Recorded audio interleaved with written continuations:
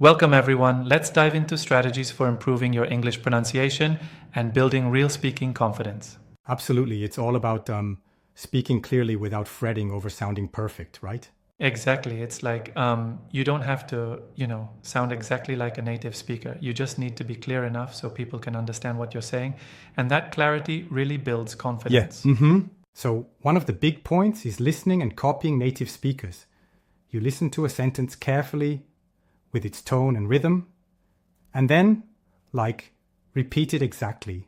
Right. It's that imitation method. It's like when a native says, I want to go to the park, you echo it until it just rolls off your tongue naturally. Yep. And that practice works wonders.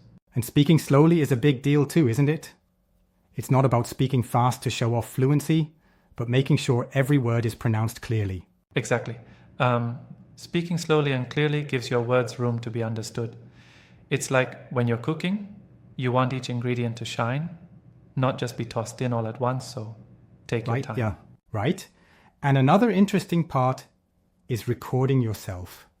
That little trick of recording your speech and then comparing it to a native speaker's version. Yes, recording is super powerful. It's like having a mirror for your voice. You hear, oh, my pronunciation is off here. And then you adjust accordingly, and that feedback loop is key.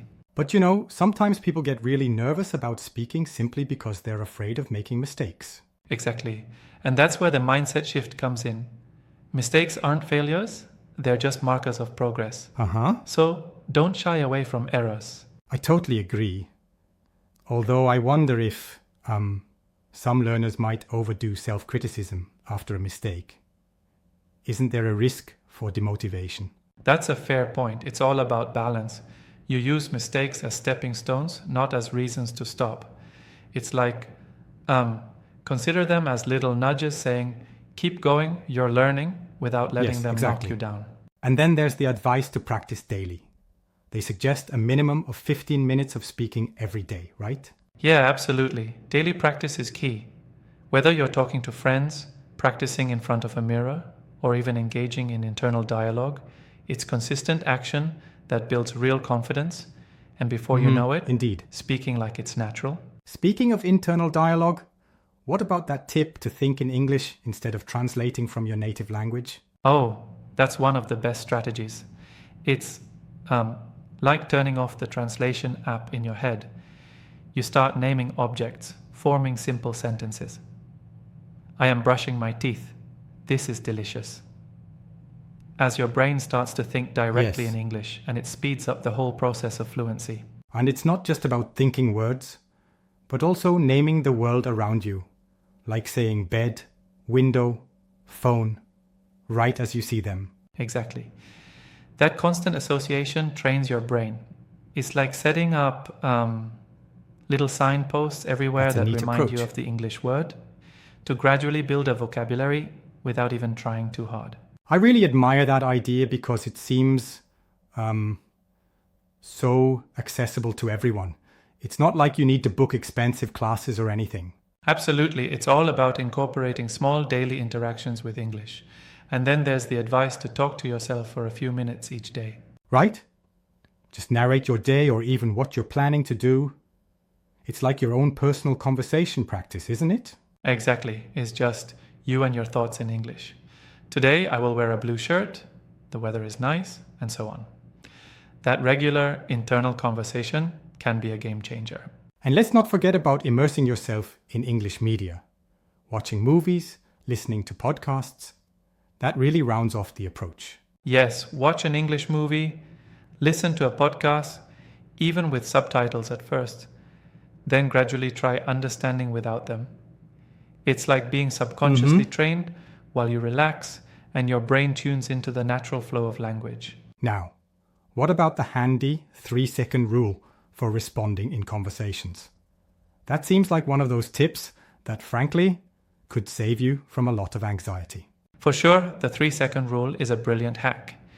Instead of overthinking a response, just give yourself a brief moment, 3 seconds, and then answer. It keeps the conversation moving and prevents you from getting stuck in your head. It's a simple but effective tactic. I can see that really helping in everyday situations, like casual chats or even professional meetings where quick thinking is needed.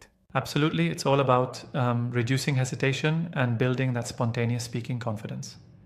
And speaking of daily habits, there's also a well-structured daily plan laid out. Yes, the daily plan covers morning, afternoon, and evening routines, with activities that keep English in your life all day long. Exactly. You start off by naming everything in your bedroom as soon as you wake up. This is my bed. I'm opening the window. Then form simple English sentences to describe your actions during the day. It's a super simple way to integrate English seamlessly into your routine. And later, dedicating 20 minutes in the evening to catch up on English videos or podcasts, then a brief chat with yourself before bed.